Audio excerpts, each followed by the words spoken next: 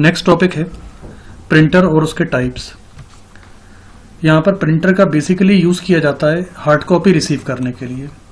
जिस तरह से मॉनिटर की हेल्प से डेटा की सॉफ्ट कॉपी देखी जाती है, ठीक उसी तरह से या उसके विपरीत कह सकते हैं कि प्रिंटर के थ्रू किसी भी डेटा की हार्ड कॉपी रिसीव की जा सकती है। हार्ड कॉपी यानी कि उसे पेज पर डेटा को प्रिंट करके हम रिसीव कर सकते हैं।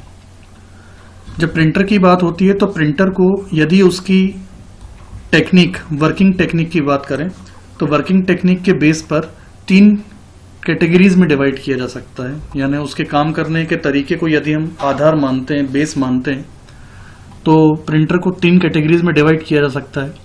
पहली कैटेगरी है कैरेक्टर प्रिंटर, दूसरी कैटेगरी है पेज प्रिंटर, तीसरी कैटेगरी है लाइन प्रिंटर।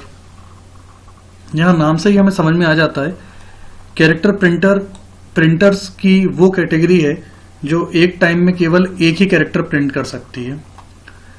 इस कैटेगरी से प्रिंटर की कैपेसिटी भी क्लियर हो जाती है, वर्किंग की उसकी कैपेसिटी क्या है वो भी क्लियर हो जाता है। यदि कोई प्रिंटर एक टाइम में केवल एक ही कैरेक्टर प्रिंट कर रहा हो तो उसे कैरेक्टर प्रिंटर की कैटेगरी में रखा जाता है।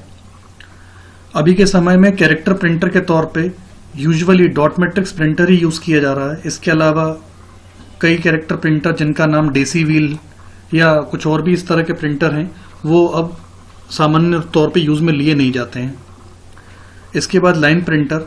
लाइन प्रिंटर नाम से ही समझ में आता है प्रिंटर की वो कैटेगरी जो एक टाइम में पूरी एक लाइन प्रिंट करने में कैपेबल हो। क्योंकि ये एक टाइम में पूरी एक लाइन प्रिंट कर सकती है, इसलिए इसकी वर्किंग स्पीड कैरेक्टर प्रिंटर की कंपैरिजन में फास्ट होती है। लाइन प्रिंटर के तौर पे अभी के टाइम में डॉट मैट्रिक्स प्रिंटर ही यूज में लिया जा रहा है। इसके अलावा कोई और प्रिंटर अभी इस कैटेगरी का करंटली यूटिलाइजेशन में नहीं है। आमतौर पर जो प्रिंटर्स अभी यूज में लिए जाते हैं वो पेज प्रिंटर्स हैं। नाम से ही समझ में आता है कि ये वो प्रिंटर हैं जो एक टाइम में पूरा एक पेज प्रिंट करने में कैपेबल हो। लेजर प्रिंटर या इंकजेट प्रिंटर इसी कैटेगरी के प्रिंटर्स हैं। उनमें कैपेबिलिटी है कि वो एक टाइम में पूरा एक पेज प्रिंट कर सकते हैं। तो वर्किंग टेक्निक के बेस पर प्रिंटर्स को 3 कैटेगरी में डिवाइड किया जा सकता है, कैरेक्टर प्रिंटर, लाइन प्रिंटर और पेज प्रिंटर। इसके अलावा प्रिंटर को डिवाइड करने की 2 कैटेगरीज और हैं। पहली कैटेगरी है इम्पैक्ट प्रिंटर। इम्पैक्ट प्रिंटर में उन प्रिंटर्स को रखा जाता है जो प्रिंटिंग करते समय साउंड जनरेट करते हैं। कुछ प्रिंटर्स प्रिंटिंग करते समय साउंड जनरेट करते हैं। उनकी वर्किंग पॉलिसी ही ऐसी होती है जिनमें उन्हें प्रिंट करते समय स्ट्राइकिंग करनी होती है। जिस तरह से टाइपराइटर में टाइप करते समय स्पाइक्स हिट करते हैं रिबन के ऊपर, हर कैरेक्टर का अपना एक स्पाइक होता है और स्पाइक से जिस तरह से टाइपराइटर की वर्किंग पॉलिसी स्ट्राइकिंग बेस्ड होती है। स्ट्राइकिंग बेस्ड मतलब टाइपराइटर में हर एक कैरेक्टर का अपना एक स्पाइक होता है, पत्ती रहती है। जब टाइपराइटर में की प्रेस की जाती है तो उसका स्पाइक पत्ती उठकर रिबन पे हिट करती है। उस स्पाइक के ऊपर वो कैरेक्टर एम्बोस्ड रहता है, अंकित रहता है। जब स्पाइक रिबन पे हिट करता है तो रिबन पे हिट होने के बाद जो पेज लगाया हुआ रहता है उस पेज पर वो कैरेक्टर प्रिंट हो जाता है। तो क्योंकि इस तरह की स्ट्राइकिंग पॉलिसी पर बेस्ड होने के कारण टाइपराइटर साउंड जनरेट करता है।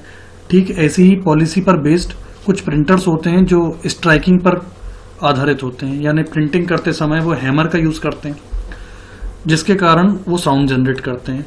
यूजुअली डॉट मैट्रिक्स प्रिंटर इस तरह की पॉलिसी का यूज करता है।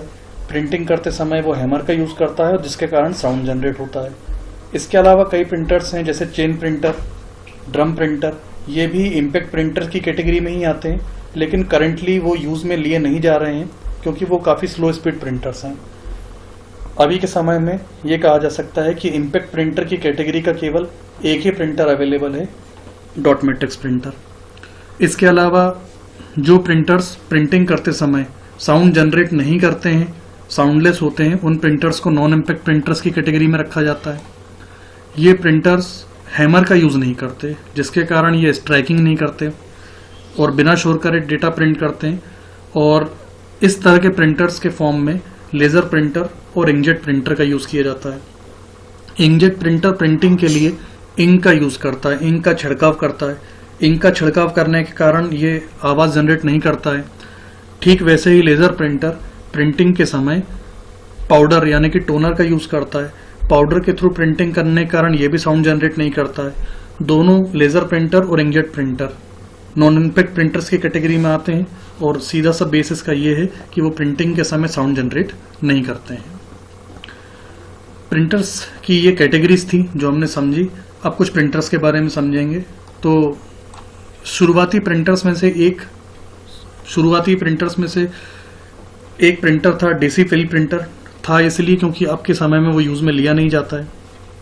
डेसी व्हील प्रिंटर का इंटरनल स्ट्रक्चर इस तरह के व्हील पर बेस्ड होता था, चक्के की तरह होता था। इस चक्के के पूरी तरफ, हर एक तरफ ये स्पाइक्स बने हुए हैं। इन स्पाइक्स पर अलग अलग कैरेक्टर्स अंकित हैं, एम्बोस्ड हैं। ये स्पाइक्स आवश्यकता के अनुसार निर्धारित जगह पर हिटिंग करते हुए डेटा प्रिंट करते थे। ये चक्का व्हील घूमता जाता था और निर्धारित जगह पर जाकर डेटा को प्रिंट करता था। ये प्रिंटर एक टाइम में केवल एक ही कैरेक्टर को प्रिंट कर पाता था, जिसके कारण अगर इसे कैटेगरी में रखा जाए तो ये कैरेक्टर प्रिंटर की कैटेगरी में आएगा। हाई स्पीड प्रिंटर इसे कहा नहीं जा सकता, ये स्लो स्पीड प्रिंटर है।